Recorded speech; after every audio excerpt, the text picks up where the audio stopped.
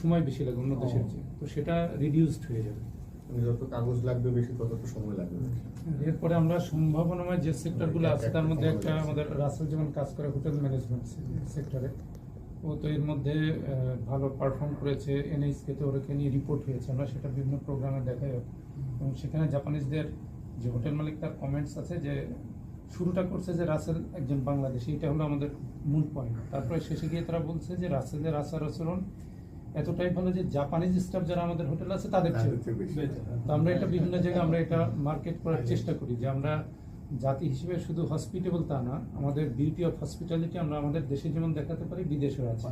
উদাহরণস্বরূপ তোমাদের জাপানে আমরা এটা করছি। কারণ যেগুলো এরকম পোটেনশিয়াল সেক্টর আছে, সকালেও স্যার সাথে আলাপ করতেছিলাম, এগুলো নিয়ে আমরা আমাদের বর্তমান সুপারিশটা 100% ইমপ্লিমেন্টেশন হয়ে গেলে আমরা যখন একটা স্টেপ আগে যাব তখন পরবর্তীগুলো নিয়ে আমরা মিনিস্ট্রির সাথে আমাদের যারা এখানে লেবার বা ম্যান পাওয়ার নানান আছে, এদের স্কিল ডেভেলপ করার জন্য কি এমবাসির আলাদা কোনো প্রোগ্রাম বা আলাদা কোনো এমবাসির স্কিল ডেভেলপমেন্টের জন্য বাংলাদেশের টেকনিক্যাল ট্রেনিং সেন্টার আছে, বিভিন্ন প্রাইভেট অর্গানাইজেশনাল ট্রেনিং সেন্টার আছে। স্কিল ডেভেলপমেন্টের কাজটা তারা করে, কিন্তু আমরা বিভিন্ন সময় বিভিন্ন প্রপোজাল এবং ইনফরমেশন দিয়ে হেল্প করি যে এই সেক্টরে করতে পারলে ভালো।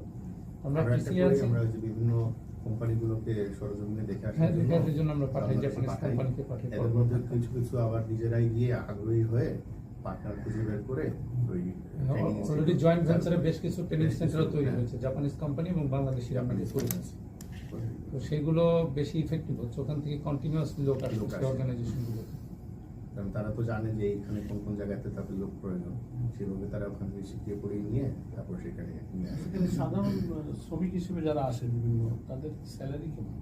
স্যালারি এটা তো রাসেলের অভিজ্ঞতায় আছে, আর আমার যেটা আমি বিভিন্ন সময় ভিজিট করে এটা সেক্টরের উপর গড়ে যদি আমরা বলি, গড়ে একটা ছেলে যে লেভেলের কাজেই আসুক সর্বনিম্ন যদি আমরা বলি, খেয়ে পড়ে মাসে বাংলাদেশি টাকা 1 লক্ষ টাকা সেভ করতে পারে মাসে। তবে প্রায় ক্ষেত্রে আমি যদি অ্যাভারেজে বলি তাহলে 2 লক্ষ ইয়েন থেকে 2.5 লক্ষ ইয়েন হচ্ছে আপনার স্টার্টিং। হ্যাঁ, তো এখানে যেটা হয় যে কিছু অংশটা আপনার ওই যে ট্যাক্স এবং ইন্স্যুরেন্স সেগুলোতে চলে যায়। তো আমাদের জর্নাল যেটা বেশি আছে এখানে একটা বিষয় আছে, সেটা হচ্ছে যে আমাদের জাপানে একটা বড় বেনিফিট হচ্ছে যে যদি আমি জাপানে 1 বছর কাজ করলাম, 1 বছর কাজ করার কারণে জাপান গভর্নমেন্ট প্রত্যেক মাসে আমার কাছ থেকে 35,000 ইয়েন অথবা 30,000 ইয়েন কেটে নিল। যখন আমি দেশে ফেরত চলে যাচ্ছি তো ওই টাকাটা এককালীন ফেরত পাচ্ছি।